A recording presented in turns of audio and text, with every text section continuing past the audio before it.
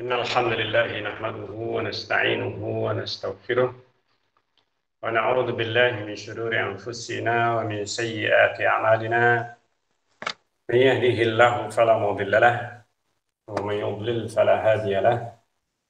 أشهد أن لا إله إلا الله وحده لا شريك له، وأشهد أن محمدا عبده ورسوله. يا أيها الذين آمنوا اتقوا الله حق تقاته ولا تموتن إلا وأنتم مسلمون.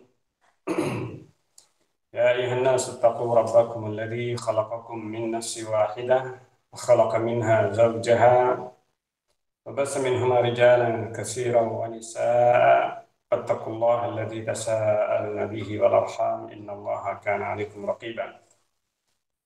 يا أيها الذين آمنوا اتقوا الله وقولوا قولا سديدا يصلح لكم أعمالكم ويغفر لكم ذنوبكم، ومن يطع الله ورسوله فقد فاز فوزا عظيما.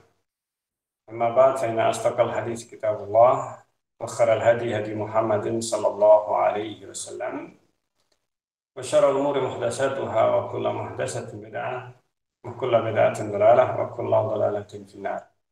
أعزني الله وإياكم من النار. Jemaah sekalian yang dimuliakan oleh Allah Subhanahu wa taala, alhamdulillah kita dipertemukan oleh Allah Subhanahu wa taala di majelis yang mulia ini,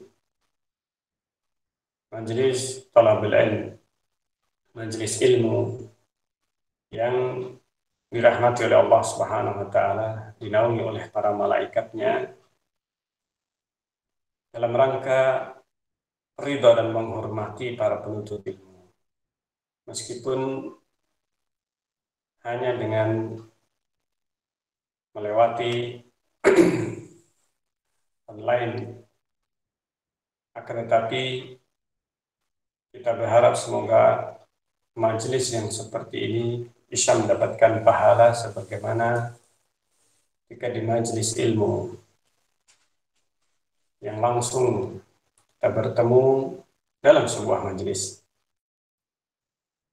Dan dalam kesempatan ini, sebagaimana dalam kajian sebelumnya, kita membacakan dan membahas sebuah kitab yang berjudul Ta'limus Sibyan At-Tauhid, mengajarkan anak-anak perkara tauhid.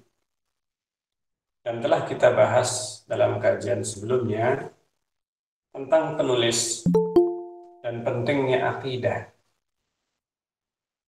di dalam kehidupan seorang mukmin, bahkan dalam kehidupan manusia secara keseluruhan. Bahwa perkara akidah ini adalah merupakan inti dan tujuan manusia diciptakan oleh Allah Subhanahu wa taala di dunia ini, yaitu agar mereka mempunyai akidah yang lurus, yang benar. Akidah yang benar, rukun iman yang benar, sehingga manusia dalam menjalani kehidupannya di dunia ini, dia akan bisa berjalan sesuai dengan tujuan dia diciptakan. Sebagaimana telah kita bahas dalam kajian sebelumnya, bahwa tujuan manusia diciptakan oleh Allah Subhanahu wa taala adalah untuk beribadah kepada Allah. Tidaklah Allah mengharapkan rezeki dari manusia. Allah tidaklah mengharapkan makanan, minuman. Allah Subhanahu wa taala yang telah memberi rezeki kepada kita. Allah yang memiliki kekuatan yang sangat kokoh. Maka Allah tidak butuh kepada manusia, tetapi manusialah yang butuh kepada Allah Subhanahu wa taala. Kebutuhan manusia terhadap akidah, terhadap ilmu yang Allah ajarkan kepada para nabi dan rasul, yang mereka diperintahkan untuk menyampaikan kepada manusia, itu lebih besar kebutuhan manusia terhadap akidah, terhadap tauhid, terhadap keimanan, daripada kebutuhan mereka terhadap makan dan minumnya. Karena makanan dan minuman itu adalah merupakan sesuatu yang dibutuhkan oleh jasad manusia, oleh fisik mereka. Akan tetapi ilmu akidah yang benar adalah merupakan kebutuhan pokok untuk kehidupan ruhnya, kehidupan rohaninya. Karena itulah sesungguhnya manusia hidup itu adalah merupakan sesuatu karunia dari Allah Subhanahu wa taala. Diberikan jasad dan ruhnya, diberikan hati oleh Allah Subhanahu wa taala yang merupakan anggota tubuh yang terbaik. Karena manusia oleh Allah Subhanahu wa taala dijadikan akalnya ada pada hatinya atau pada jantungnya. Dan disitulah sebenarnya hakikat manusia yang sesungguhnya. Apabila hatinya baik, jantungnya baik, maka seluruh anggota tubuhnya itu akan baik. Demikian juga sebaliknya. Maka di dalam pembahasan kita kali ini, kita akan mulai masuk kepada kitab yang akan kita bahas, yaitu kitab Ta'limus Sibyan, Tauhid. Ajarkan anak-anak kalian dengan Tauhid. Kenapa harus anak-anak? Dan kenapa harus Tauhid?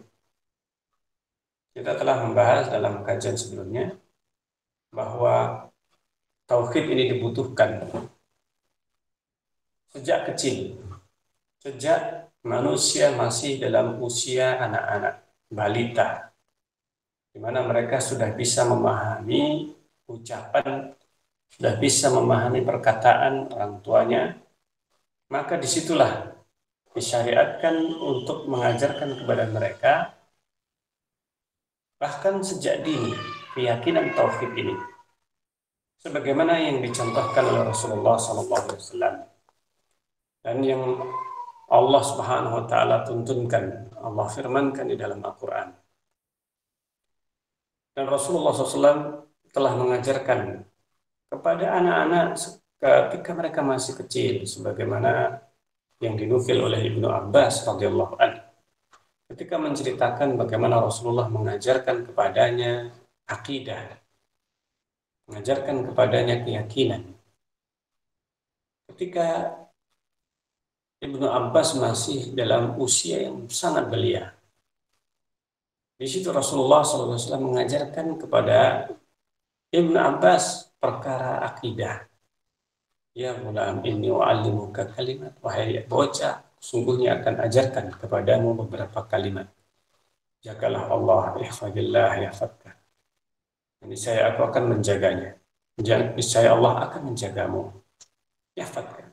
Ihfadillah tajidhu tujah. Jagalah Allah, niscaya engkau akan dapati dia ada di hadapanmu.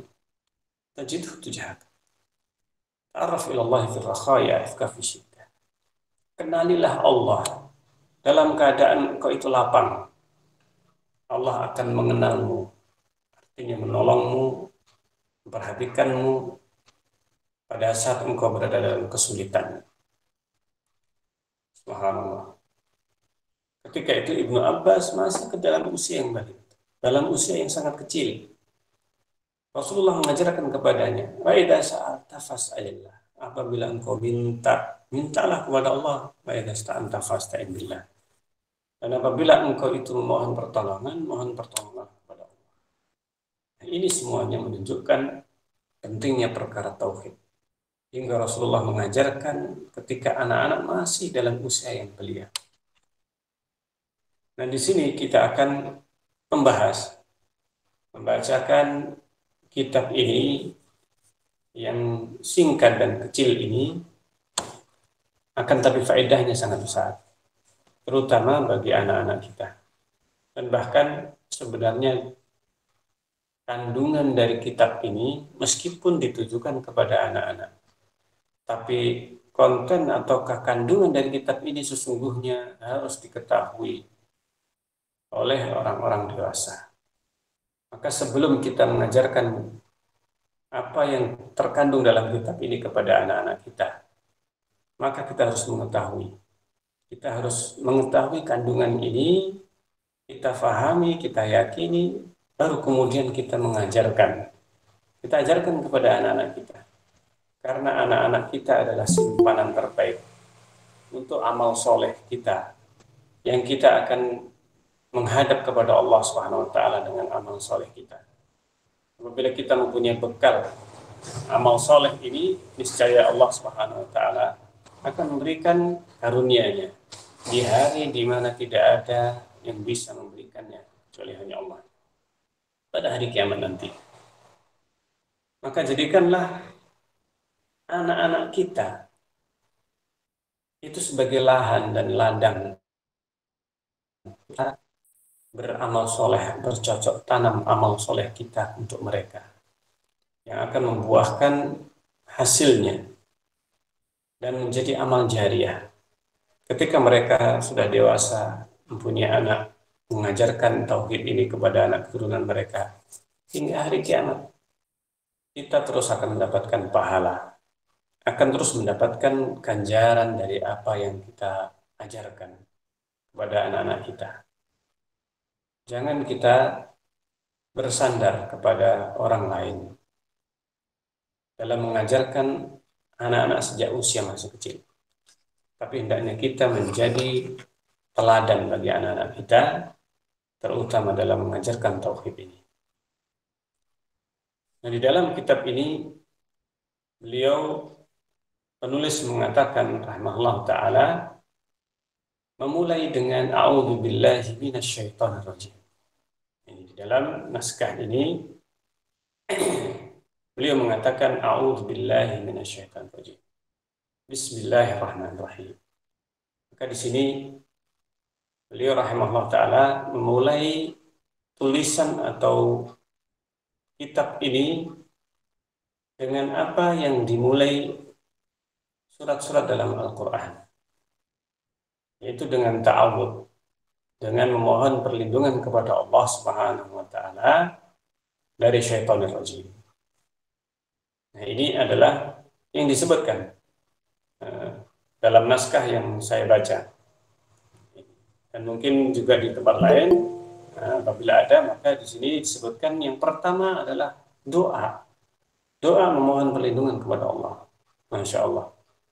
Kenapa beliau mengatakan atau beliau menyebutkan doa perlindungan ini? Ini yaitu a'udzubillahi minasyaitonirrajim.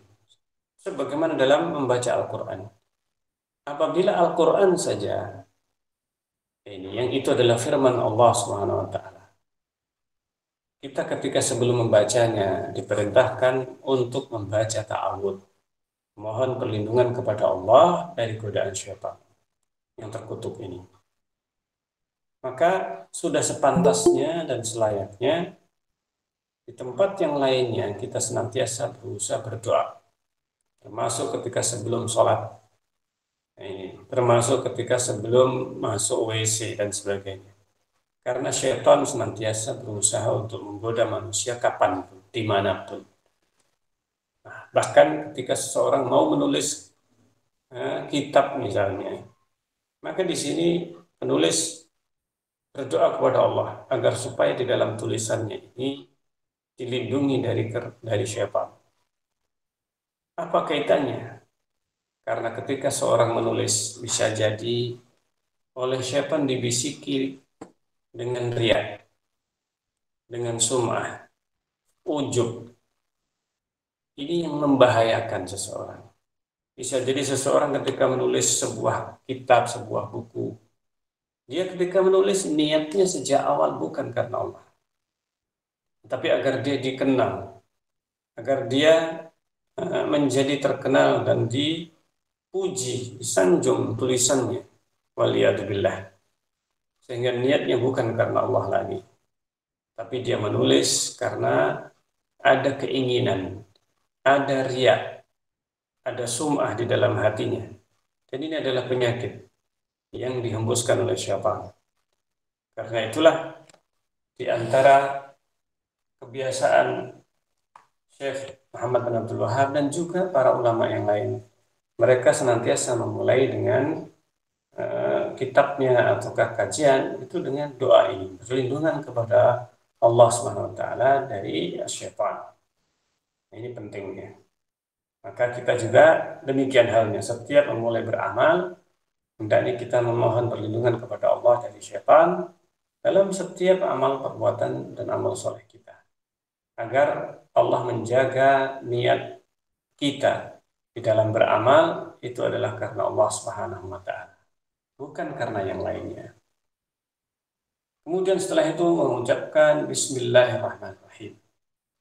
Dan ini adalah meneladani apa yang Allah firmankan. Dan setiap surat dalam Al-Quran itu dimulai dengan Bismillahirrahmanirrahim. Kecuali surat Al-Taubah yang tidak dimulai dengan Bismillahirrahmanirrahim. Dengan pembahasan yang panjang lebar yang dibutuhkan untuk kenapa tidak disebutkan Bismillah ini di surat Taubah. Akan tapi itu adalah pembahasan yang lainnya. Tapi intinya bahwa memulai dengan Bismillahirrahmanirrahim ini bukan hanya ketika membaca Al-Quran, akan tetapi dalam perkara termasuk ketika menulis surat. Sebagaimana Rasulullah SAW pada saat menulis surat kepada para raja, para penguasa yang ada pada zaman itu, Rasulullah SAW memerintahkan penulisnya untuk memulai surat yang dikirimkan itu dengan Bismillahirrahmanirrahim. Ini contoh dan teladan yang terbaik bagi kita. Nah, kitab ini itu adalah juga merupakan sebuah risalah, sebuah surat yang ditujukan kepada kaum muslimin.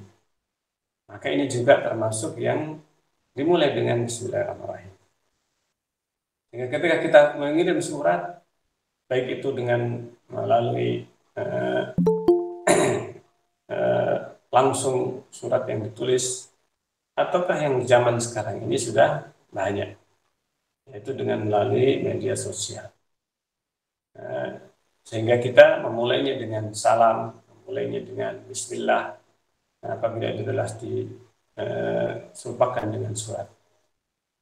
Dan kemudian setelah mengucapkan Bismillah, beliau mengatakan Alhamdulillahirabbil alamin. Inilah adab-adab yang diajarkan oleh Allah. Termasuk ketika seseorang sholat, sesungguhnya ini adalah merupakan salah satu pendidikan adab. Dimulai dengan ta'awud, kemudian doa pujian kepada Allah, yaitu doa iftitah. Lalu setelah itu membaca Al-Fatihah. Dan Al-Fatihah ini dimulai dengan Bismillahirrahmanirrahim. Alhamdulillahirabbil alamin. Padahal di dalam surat Al-Fatihah ini terdapat doa. Dan adab-adab berdoa diajarkan di dalam surat Al-Fatihah. Itu dimulai dengan mengucapkan Bismillahirrahmanirrahim dan didahului dengan ta'awud. Setelah itu Alhamdulillahirabbil alamin. Pujian kepada Allah, pemilik alam semesta ini, Rabbil alamin. Nah, di sini disebutkan bahwa Allah SWT Rabbul alamin, pemilik, pencipta, pewaris, dan penguasa. Ini makna Rabbul alamin. Penguasa seluruh alam, pemilik, pencipta, pewaris, dan seterusnya. Masya Allah. Kemudian beliau mengatakan wassalatu wassalamu ala sayyidil mursalin. Semoga salawat dan salam kepada sayyidil mursalin, kepada pemuka para rasul, pemimpin para rasul. Disebutkan di sini sayyidil mursalin. Bahkan sesungguhnya Rasulullah adalah sayyidul bashar, sayyidun nas, sayyidu waladi Adam, pemimpin seluruh manusia anak Adam. Bahkan Rasulullah menjadi pemimpin nenek moyangnya, bapaknya manusia, itu Nabi Adam alaihissalam, dan seluruh Nabi dan Rasul. Kalau Rasulullah itu adalah Sayyidul Mursalin, pemimpin para Rasul, semuanya tanpa kecuali, maka beliau adalah pemimpin manusia. Karena para Rasul mereka adalah para pemimpin bagi umatnya. Maka Rasulullah SAW dengan demikian adalah pemimpin seluruh manusia. Bahkan disebutkan bahwa Rasulullah SAW sebaik-baik makhluk yang berakal, bahkan lebih mulia daripada para malaikat. Subhanallah. Apabila demikian, maka sesungguhnya Rasulullah SAW adalah makhluk terbaik di sisi Allah Subhanahu wa taala. Makhluk yang menjadi kekasih Allah Subhanahu wa taala. Dan setelahnya Nabi Ibrahim alaihissalam. Dua kekasih Allah ini. Maka demikianlah Rasulullah SAW disebutkan memiliki kedudukan yang tinggi di sisi Allah. Memiliki maqaman mahmudah. Memiliki kedudukan yang mulia di sisi Allah. Maka senantiasa diiringi nama Allah SWT dengan nama Rasulullah SAW. Maka diiringi di sini alhamdulillahirabbil alamin, segala puji bagi Allah Rabbul alamin, wassalatu wassalamu ala sayyidil mursalin. Semoga salawat dan salam terlimpahkan kepada pemuka para rasul wa ala alihi, kepada para keluarganya, wa ashabihi, dan para sahabatnya ajma'in semuanya. Nah, ini muqaddimah yang disebutkan oleh penulis rahimahullah ta'ala. Beliau mengatakan, amma ba'du, adapun setelah itu, fahadihi, maka ini, kitab yang kecil ini adalah sebuah risalatun, sebuah surat, nafi'atun, yang bermanfaat, fima yajibu alal insan, dalam perkara-perkara yang wajib bagi manusia, an yu'allimas sibyana, agar manusia mengajarkan kepada anak-anak, qabla ta'lihimul Qur'ana, sebelum mengajarkan kepada mereka Al-Qur'an. Masya Allah. Jadi ini disebutkan oleh Syekh Muhammad bin Abdul Wahab rahimahullah ta'ala, sebuah risalah yang bermanfaat dalam perkara yang wajib dilakukan oleh manusia di dalam mendidik, mengajari anak-anak mereka atau anaknya orang lain, sebelum mengajari mereka Al-Quran, bahkan sebelum mengajarkan Al-Quran. Jadi ini yang diprioritaskan kepada anak-anak, bahkan sebelum mengajarkan kepada mereka Al-Quran.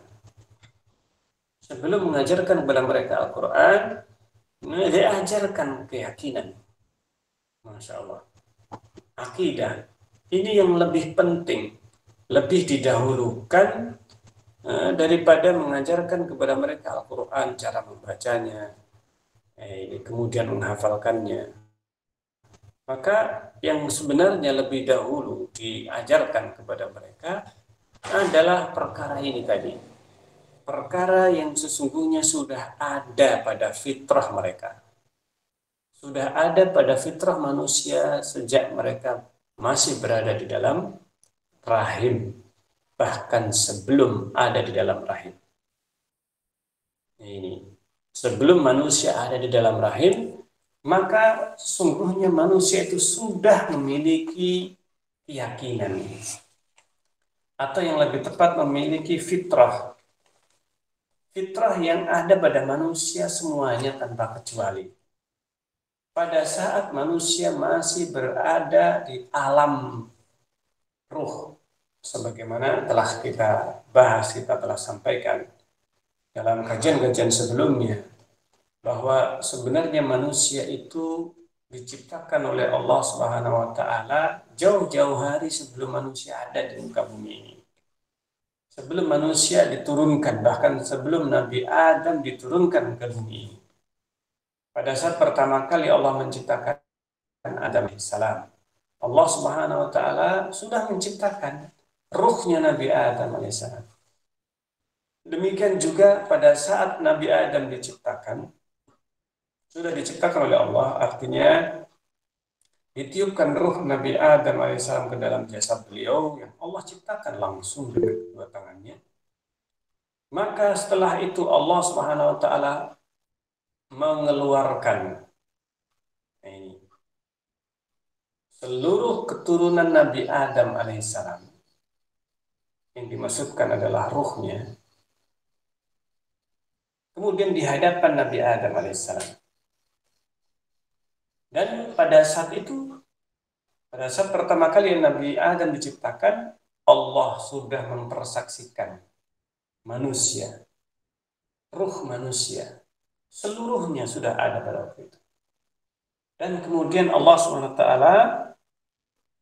bertanya kepada mereka. Ini disebutkan di dalam Al-Quran surat Al-A'raf ayat 172 sampai 174. Nah, ini yang perlu kita perhatikan. Ayat 100 surat Al-A'raf ayat 172 hingga 174. Ketika Allah Subhanahu wa taala berfirman, "Wa idh akhadha rabbuka min bani Adam min dhuhurihim dzurriyyatahum." Ketika Allah mengambil perjanjian dari Bani Adam, dari seluruh anak Adam, min dhuhurihim, dari punggung-punggung mereka. Maksudnya pada saat itu Allah mengusap punggung Nabi Adam, dan kemudian pada saat itu Allah Subhanahu wa taala keluarkan turunan Nabi Adam ini dan dipersaksikan, dikumpulkan di hadapan Nabi Adam alaihissalam dan seluruh manusia. Pada waktu itu tanpa kecuali. Wa asyhadahum, dan Allah mempersaksikan mereka. Artinya Allah mengambil sumpah. Allah mengambil sumpah mereka. Allah mengambil sumpah dari mereka.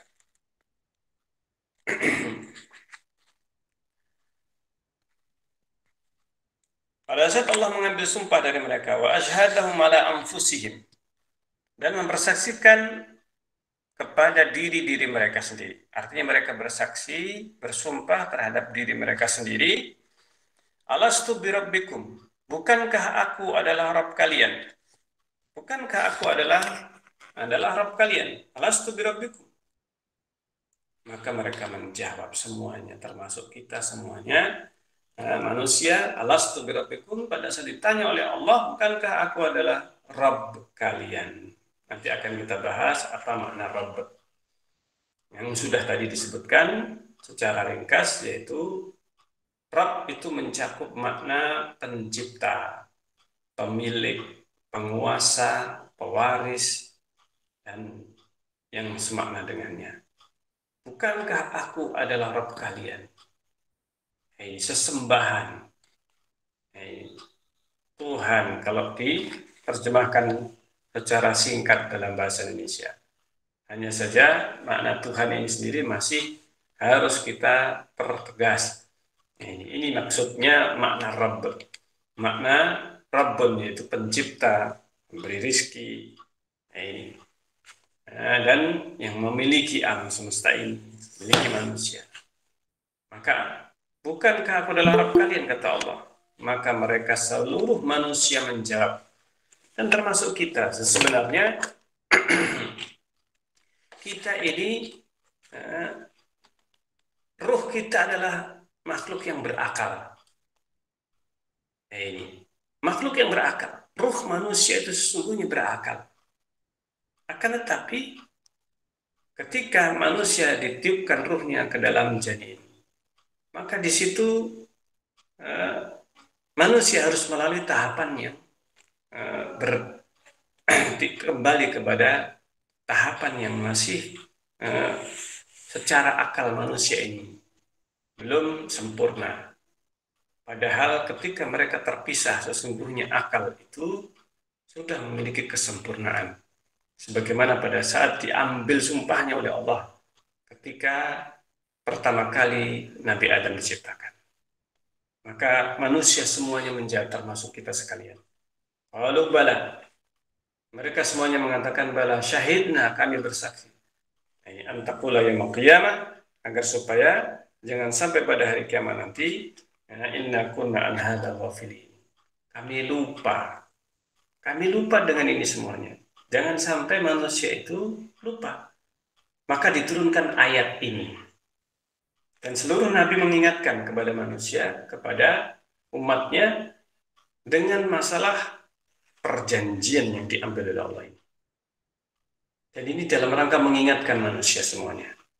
mengingatkan apa yang menjadi janji manusia. Bahwa manusia pernah berjanji di hadapan Allah SWT, semuanya menyaksikan bahwa manusia mengakui Allah sebagai satu-satunya yang berhak disembah, yang berhak diibadahi. Nah, inilah yang disebutkan oleh Allah Subhanahu wa taala dalam surat Al-A'raf ini. Atau jangan sampai manusia mengatakan, innama asyraka abauna.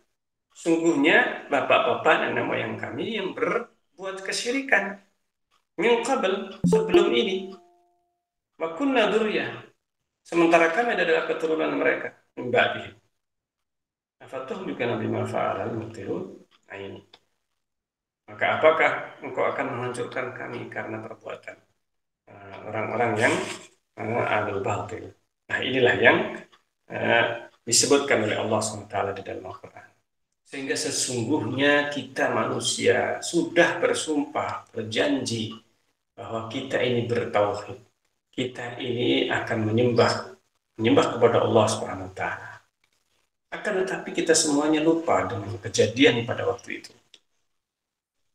Hanya saja Allah telah mengutus para rasul agar mereka mengingatkan kembali perjanjian yang telah yang terjadi, yang telah mereka ucapkan ketika mereka masih di dalam tulang sulbinya Adam alaihissalam. Nah ini, maka inilah yang seharusnya diajarkan kepada manusia. Diajarkan sejak mulai dari anak-anak kecil, bahkan sebelum diajarkan kepada mereka Al-Quran. Qabla ta'limihimul Quran. Sebelum mengajari mereka Al-Quran. Ini ditanamkan dulu, betul-betul ditanamkan sangat kuat pada anak-anak. Hatta yasira musliman kamilan. Hingga menjadi muslim yang sempurna. Ala fitratil Islam. Sempurna di atas fitrah Islam. Ini. Apa yang dimaksudkan fitrah Islam? Ini tadi yang disebutkan. Di dalam surat Al-A'raf ayat 172 hingga 174. Inilah sesungguhnya fitrah manusia. Ini fitratullahi allati fataran nas 'alaiha. Itulah fitrah manusia, fitrah Allah yang Allah ciptakan manusia di atas fitrah itu. Yaitu apa? Fitrah tauhid. Mereka bertauhid hanya kepada Allah. Hanya kepada Allah.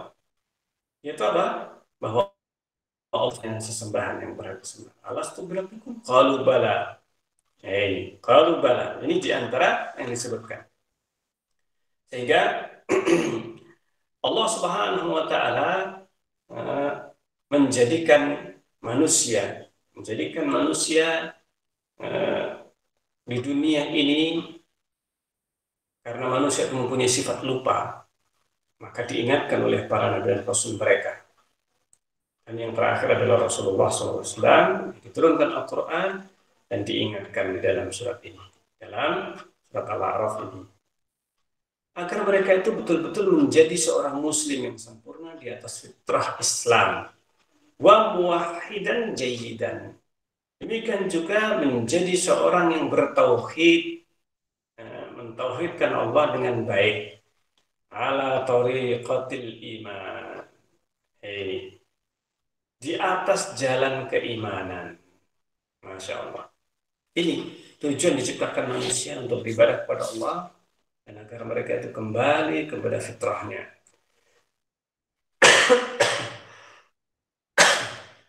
Dan kenapa ini dibutuhkan? Kenapa manusia butuh kepada fitrahnya? Butuh penjelasan para nabi dan rasul. Meskipun mereka manusia sudah diberikan oleh Allah SWT fitrah. Akan tapi manusia mempunyai sifat lupa.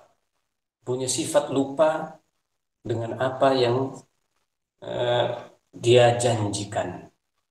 Manusia sudah berjanji, sudah bersumpah, tetapi demikianlah. Manusia tidak lepas dari sifat lupa. Dan ini sebenarnya rahmat dari Allah Subhanahu wa taala. Ketika manusia diberi sifat lupa, itu sebenarnya rahmat dari Allah SWT. Dan manusia tidaklah diminta pertanggungjawaban ketika manusia lupa. Akan tetapi ketika sudah diingatkan, maka disitulah manusia diambil, manusia dimintai pertanggungjawaban. Diambil pertanggungjawabannya nanti pada hari kiamat. Karena telah diutus para nabi dan rasul untuk mengingatkan manusia. Karena itu kita butuh peringatan ini senantiasa dalam sepanjang hidup kita. Nah, di sini disebutkan pentingnya mengajarkan sejak anak-anak. Karena ingatan anak-anak ketika mereka diajarkan sejak masih muda, masih kecil, akan sangat membekas. Nah, ini tidak akan mudah luntur pada saat mereka diberikan hafalan itu pada saat di dalam usia yang masih kecil. Sehingga ketika mereka besar dengan bekal pengajaran yang sejak dalam usia masih balita mungkin ini atau setelahnya dalam usia mungkin TK dan SD, maka ini diajarkan kepada mereka dan ini akan lebih menancap. Ini akan lebih menancap hafalan anak-anak ketika masih dalam usia demikian. Agar mereka menjadi betul-betul berada di atas fitrahnya, menjadi manusia yang bertauhid dalam jalan keimanan. Warattabahu, kemudian beliau mengatakan warattabtuhu ala tariqati su'alin wa jawab. Dan saya menyusunnya dalam metode tanya jawab, dalam bentuk metode tanya jawab. Masya Allah. Ini yang yang disebutkan oleh penulis, metode yang akan dipakai di dalam kitab ini yang sesuai dengan anak-anak. Bahkan sebenarnya metode tanya jawab ini sangat bagus juga diterapkan bukan hanya untuk anak-anak saja, tetapi juga untuk yang sudah dewasa, terutama yang pemula atau awal-awal mereka belajar. Ini sangat mudah untuk dipahami ketika dalam bentuk tanya jawab. Ini, Masya Allah. Beliau mengatakan yang pertama, idza qila laka man rabbuk. Katakan apabila dikatakan kepadamu, man rabbuk, siapakah Rabbmu? Aqul Rabbi Allah. Maka katakan Rabbku adalah Allah. Nah, ini yang perlu kita cermati di dalam pertanyaan singkat ini. Dan jawabannya juga singkat. Siapa Rabbu? Rabbi Allah. Dan inilah yang nanti akan ditanyakan ketika seorang berada di alam kubur. Ketika seorang berada di dalam kuburnya, maka ini yang pertama kali ditanya. Man Rabbuk? Siapa Rabbmu? Rabb di dalam bahasa Arab. Di dalam bahasa Arab, sebagaimana tadi disebutkan dalam surat Al-A'raf ayat 172, di mana manusia ditanya ketika mereka berada di dalam alam ruhnya, bukankah aku adalah Rabb kalian? Ini, alastu birabbikum. Maka manusia menjawab, bala, benar, Allah Subhanahu wa Ta'ala. Tetapi hakikat Rabbun, hakikat Rabb yang sesungguhnya, maka ini yang harus kita ketahui. Kata-kata Rabb ini berbeda dengan al-ilah.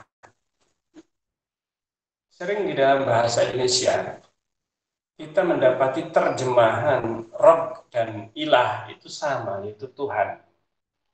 Ketika disebut Alhamdulillahi Rabbil Alamin, segala puji bagi Allah Rabbul Alamin, Tuhan semesta alam. Rabbul Alamin, Tuhan semesta alam. Diartikan dengan Tuhan, Rabb di sini. Tetapi juga ketika disebutkan kalimat La ilaha illallah, tidak ada ilah kecuali hanya Allah, diterjemahkan juga dengan tidak ada Tuhan selain Allah. Nah, apa beda dari kata Rabb dengan ilah? Rabbul Alamin dan ilah. Dan Ini yang perlu kita ketahui. Kita hafal surat An-Nas, Qul a'udzu birabbin nas. Ini Qul a'udzu birabbin nas. Katakan a'udzu birabbin nas. Aku berlindung kepada Rabbun Nas, Tuhannya manusia. Jadi kalau di dalam bahasa Indonesia disebutkan Tuhannya manusia. Rabbin Nas, Malikin Nas, rajanya manusia. Ilahin Nas, ilahnya sesembahannya manusia. Maka ini penerjemahan yang mungkin lebih pas ini. Dibedakan antara Rabb dengan ilah.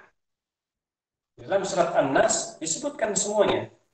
Qul a'udzu birabbin nas, malikin nas, malik rajanya manusia atau pemiliknya manusia. Malikin nas.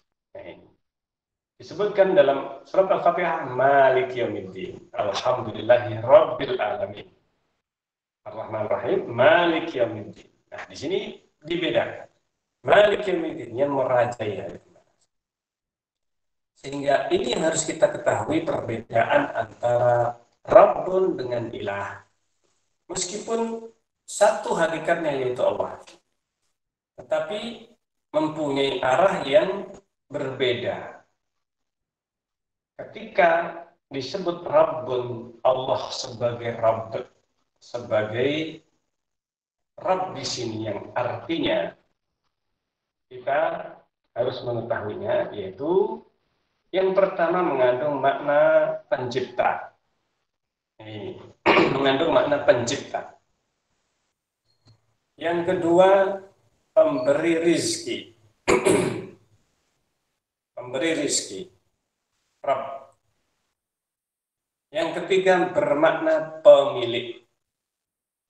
Ana Rabbul Bait. Aku adalah Rabbul Bait, pemilik rumah. Nah, ini pemilik rumah. Bisa bermakna yang membangun. Nah, ini bisa bermakna penguasa. Beda antara penguasa dengan pemilik. Nah, ini penguasa dengan pemilik bisa jadi berbeda. Maknanya bisa jadi sama. Dan Allah semuanya, Allah sebagai pemilik, Allah sebagai penguasa, Allah sebagai pencipta, dan itu semuanya masuk dalam kalimat atau kata Rabb. Rabbul Alamin. Kita di dalam doa kita sering mengucapkan Rabbi ya Rabbi. Ini wahai Rabbku. Maka ketika kita memanggil Allah dengan Rabb, maka kita sebenarnya sudah mengakui berbagai kandungan makna Rabb. Itu apa? Wahai ya Rabbi, artinya apa? Wahai penciptaku, wahai pemberi rizkiku, wahai pemilikku, wahai penguasaku. Subhanallah. Ini makna Rabbun. Nah, kalau seandainya ilah, bagaimana ilah? Ilah ini mempunyai kandungan makna, ya ilahi, masalah ketika kita berdoa ilahi, wahai ilahi, wahai sesembahanku. Ilah mempunyai makna ke arah sesembahan, itu dari diri kita, dari manusia yang menghamba, tunduk, taat kepada Allah. Ketika kita menjadikan Allah sebagai ilah, artinya sebagai zat yang kita sembah, yang kita tunduk kepadanya. Kita merendahkan diri, kita taat kepadanya. Sehingga makna ilah itu bisa mengandung beberapa makna, yaitu yang ditaati, yang disembah, yang ditunduki, artinya yang kita tunduk kepadanya. Itulah ilah. Itu makna ilah, sesembahan. Itu mengarah kepada ketundukan, kerendahan, atau penghinaan diri kepada ilah. Jadi kalau kita mengatakan Allah ilah saya, sebagai sesembahan saya, artinya saya merendahkan diri di hadapannya. Saya mengagungkannya. Saya mencintainya. Masya Allah. Cinta sekaligus merendah. Menghamba. Yaitu ketika kita beribadah kepada Allah. Ketika kita merendahkan diri kita kepada di hadapan Allah. Dengan penuh rasa cinta. Penuh rasa takut kepadanya. Takut kehilangannya. Takut kita ini kehilangan ridhonya. Jadi ini sebenarnya kandungan dari ilah. Mengandung makna cinta. Cinta yang paling tinggi. Tingkatan cinta yang paling tinggi itu adalah menghamba. Karena itu ketika seseorang mencintai seseorang yang lain, ketika dia mencapai puncak cinta, maka dia akan membalas.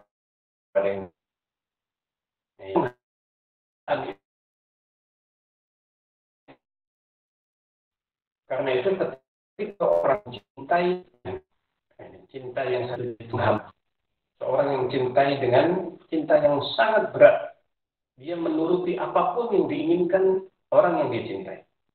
Dia menuruti apapun yang diinginkan oleh yang dicintainya.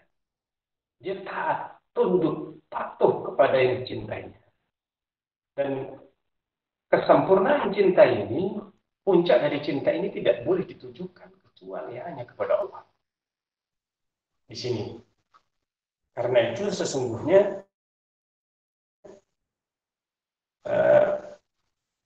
kecintaan yang paling tinggi dan itu adalah derajat.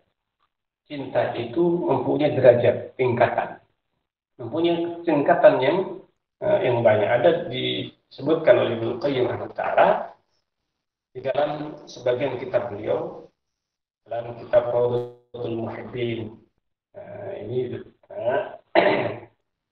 salah satu kitab yang menyebutkan tentang hakikat cinta. Itu disebutkan tingkatan cinta yang paling tinggi ini adalah ilah al-uluhiyah, penghambaan. Ketika cinta itu mencapai puncaknya, maka itu akan menjadi sebuah penghambaan.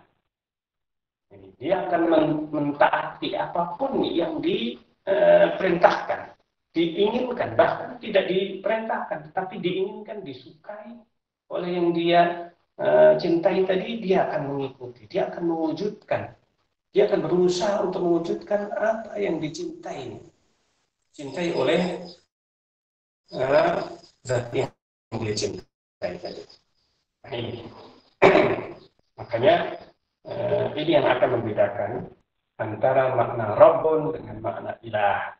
Karena itu kalimat la ilaha illallah yang nanti akan kita bahas, ini akan berbeda maknanya dengan kata Rabbun. Sehingga makna Rabb ini lebih mengarah kepada zat Allah sebagai pencipta dari rezeki. Maka ini harus ditanamkan kepada anak-anak kecil.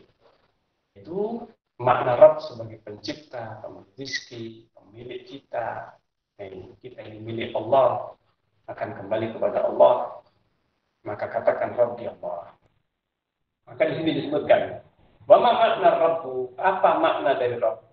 Ini pertanyaan yang kedua yang menjawab tadi penjelasan yang pertama yang sudah sebagian saya sebutkan maknanya. Maka katakanlah fakul. Disampaikan apa itu Rabb? Rabbul Alamin. Rabb adalah Al-Malikul Ma'bud, yaitu Al-Malik, pemilik, raja, Al-Ma'bud, yang ma'bud, yang disembah. Artinya Allah di sini mempunyai makna satu-satunya yang berhak untuk disembah. Karena dia sebagai pencipta, rezeki, semuanya ada pada Allah SWT, maka berarti dialah yang berhak untuk disembah. Al-Malik, Al-Ma'bud. Ini adalah terjemahan ringkas. Al-Malik, pemilik. Ini makna Rabb. Pemilik rumah, Malikul Bait. Rabbul Bait, Malikul Bait. Pemilik rumah itu. Nah, di dalam kata Rabb ini sebenarnya melazimkan atau mengharuskan setiap orang yang mengakui Allah sebagai Rabb, maka dia harus mengakui Allah sebagai satu-satunya satu-satunya yang berhak untuk diibadahi, berhak untuk disembah, berhak untuk ditunduki, berhak untuk ditaati satu-satunya, ditaati perintahnya, dijauhi larangannya. Nah ini, ditaati aturan-aturannya. Karena Allah ketika menciptakan manusia, manusia ini adalah ciptaan Allah. Setiap ciptaan, karya, itu ada aturan mainnya. Nah, ini. Kita ketika membeli sebuah kendaraan, sebuah peralatan, HP, sepeda motor, komputer, printer, dan sebagainya, maka ada aturan-aturan main dari pencipta atau dari pembuat alat tersebut. Karena yang membuat dan menciptakan alat tersebut yang paling tahu dengan alat yang diciptakan. Kita sebagai pemakai, sebagai pemakai HP, Android, kemudian yang lainnya, Apple ataukah komputer, maka kita harus mengikuti yang kita ada buku tunjuknya. Nah, setiap peralatan yang kita miliki ada buku petunjuknya. Entah itu dalam bentuk buku yang diikutkan, disertakan, atau kita download dengan HP kita, dengan peralatan yang kita miliki, ada bimbingan atau ada tuntutan. Mana buku petunjuknya? Maka demikian juga Allah menciptakan manusia. Itu harus manusia membaca atau harus mengetahui tuntunan buku yang mengatur dirinya sebagai ciptaan Allah, maka disitulah ada buku petunjuk. Dan buku petunjuk ini disampaikan, diturunkan, dan diutus para rasul. Kemudian rasul ini sebagai wakil, sebagai penjelas, yang menjelaskan buku petunjuk. Yang terkadang kalau dibaca sendiri bisa jadi tidak paham. Tetapi diberikan bimbingan oleh para rasul agar mereka manusia memahaminya. Dan yang terakhir adalah buku petunjuk terakhir dan paling lengkap. Subhanallah. Buku paling lengkap itu Al-Quran. Subhanallah. Sehingga bisa kita gambarkan bagaimana manusia, sebagaimana ciptaan manusia yang lainnya, petunjuk itu mesti ada.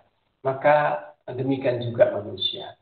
Ada buku petunjuknya yang Allah turunkan, subhanallah, kepada manusia. Nah demikian. Nah disebutkan setelahnya makna Allah, maknanya Allah. Apa makna Allah Subhanahu wa taala? Ini yang mungkin banyak di antara kita masih mungkin asing atau pertama kali kita mengetahui atau mungkin mendapatkan pembahasan ini, yaitu makna Allah itu apa? Apa sih sesungguhnya Allah itu maknanya? Kita ini kadang memberi nama anak-anak kita, itu ada yang sekedar memberi nama, kalimatnya bagus, diucapkan.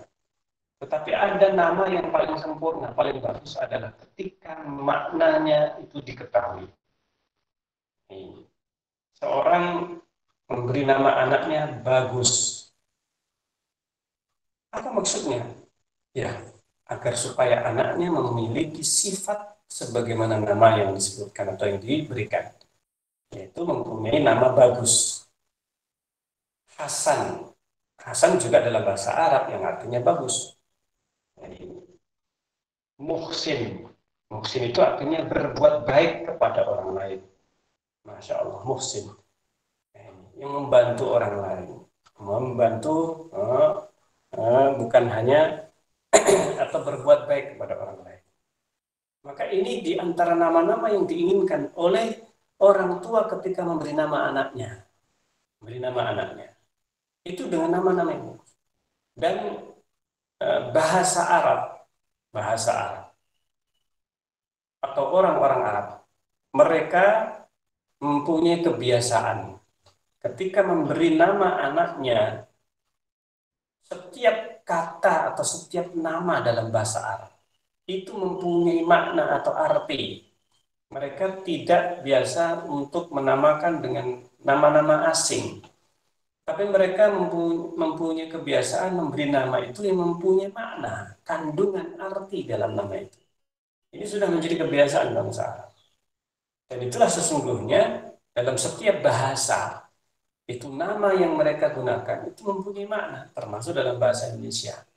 Dalam bahasa Indonesia atau orang-orang Indonesia seperti orang Jawa, itu mempunyai nama-nama yang menjadi ciri khas mereka. Biasanya diawali dengan Su, misalkan Suharto. Su itu yang mempunyai kebaikan, yang memiliki harta, mempunyai harta. Ini harapannya apa? Ketika besar dia akan punya harta dan sebagainya. Ini Subagio. Nah, mohon maaf kalau seandainya ada nama-nama yang sama. Tapi ini hanya sekedar contoh saja. Kenapa? Su itu mempunyai atau kebaikan. Bagio artinya kebahagiaan. Nah, seperti itu. Itu makna-makna dalam bahasa Jawa. Dalam bahasa Indonesia juga demikian. Seperti tadi contohnya bagus. Dalam bahasa Arab Hasan. Maknanya sama. Ini. Dan demikian juga yang lainnya. Nama-nama itu mempunyai makna. Demikian juga makna Allah. Allah Subhanahu wa Ta'ala itu dalam bahasa Arab mempunyai makna. Karena ini sesungguhnya menunjukkan bahwa Allah menciptakan manusia. Bahasa yang sesungguhnya ada pada manusia, Nabi Adam alaihissalam diciptakan oleh Allah itu dengan bahasa Arab. Nah, Allah SWT itu mempunyai makna Dzul uluhiyah wal ubudiyah. Maknanya adalah yang memiliki uluhiyah, ilah. Jadi asal dari Allah itu disebutkan itu kandungannya adalah al-ilah. Allah itu asalnya atau akarnya kata Allah itu adalah al-ilah, yang memiliki hak untuk disembah. Masya Allah. Sesuai dengan kalimat la ilaha illallah. Tidak ada yang berhak disembah kecuali hanya Allah. Tidak ada ilah kecuali al-ilah. Kecuali adalah yang berhak untuk disembah satu-satunya. Nah, ini makna dari Allah. Yaitu satu-satunya yang berhak untuk disembah. Masya Allah. Ini makna dari Allah, dari lafaz Allah, yaitu Dzul uluhiyyati wal ubudiyah, yang berhak untuk disembah, untuk diibadai, ala khalqihi ajmain, atas seluruh makhluknya. Artinya seluruh makhluk tanpa kecuali harus menghamba, menyembah, taat kepada Allah, yang berhak untuk ditaati atas yang lainnya. Dan selain Allah tidak ditaati kecuali karena Allah. Dan para rasul yang lainnya. Setiap umat mereka harus taat kepada rasulnya. Dan itu karena taat kepada Allah. Taat kepada rasul itu taat kepada Allah. Setiap orang yang tidak taat kepada rasul berarti dia tidak taat kepada Allah. Nah, disinilah. Karena Rasul itu hakikatnya adalah utusan Allah untuk menyampaikan apa yang Allah SWT kehendaki dari manusia. Ini agar mereka berbuat ketaatan, beribadah kepada Allah, tunduk, menghinakan diri mereka di hadapan Allah. Karena demikianlah manusia. Dan tidak menghinakan diri di hadapan yang lain, tidak menyembah yang lainnya. Masya Allah. Tidak menyembah selain Allah SWT. Maka ini makna dari Allah atau al-ilah, yaitu yang memiliki hak untuk disembah, memiliki hak untuk diibadai. Dan hak ini atas seluruh makhluk. Hak Allah ini atas seluruh makhluknya tanpa kecuali. Tidak ada pengecualian. Kalau iblis tidak apa-apa. Ini tidak beribadah kepada Allah, tidak menyembah kepada Allah, atau pengecualian Fir'aun, atau pengecualian siapapun. Ini, apalagi manusia yang lainnya. Tidak ada hak untuk diibadahi, disembah, melainkan hanya Allah. Dan hak ini atas seluruh manusia, seluruh makhluk, bukan hanya manusia saja, jin, manusia, dan juga makhluk yang lainnya.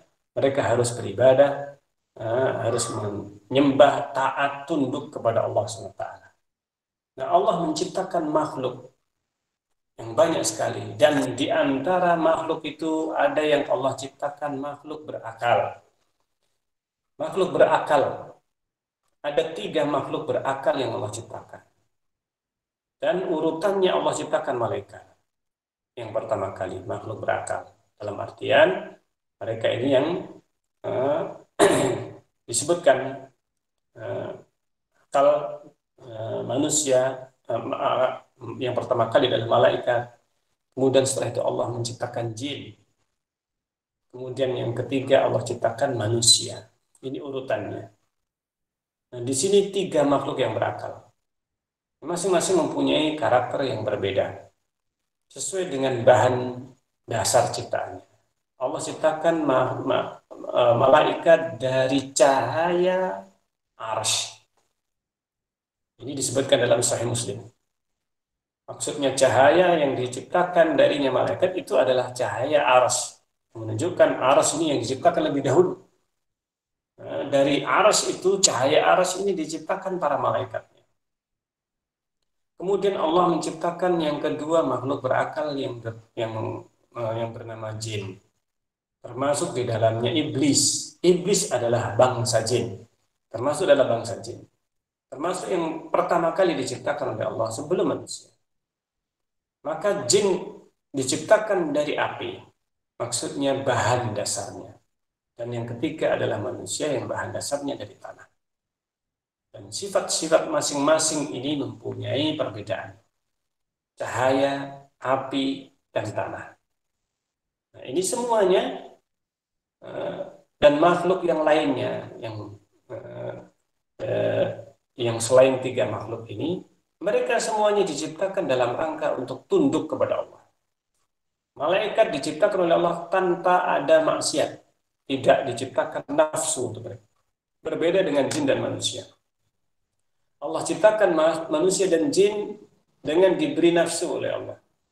Nafsu ini diciptakan atau diberikan kepada manusia untuk ujian. Ini sebagai ujian bagi manusia dan jin. Masya Allah. Sehingga demikian. Baik. Ini yang insya Allah 2 pertanyaan yang bisa kita bahas dalam kesempatan ini. Dan mungkin karena waktunya yang sudah lebih dari apa yang kita tetapkan, insya Allah 2 pertanyaan ini mungkin bisa kita bahas, yaitu tentang siapa Rabb kita, man Rabbuk, ini yang akan ditanyakan di dalam kubur. Dan apa itu makna dari Rabb? Termasuk apa makna dari Allah? Subhanallah. Jadi ini beberapa perkara yang bisa kita bahas dalam kesempatan ini. Dipersilahkan bagi ada yang bagi yang bertanya, mungkin dipersilahkan.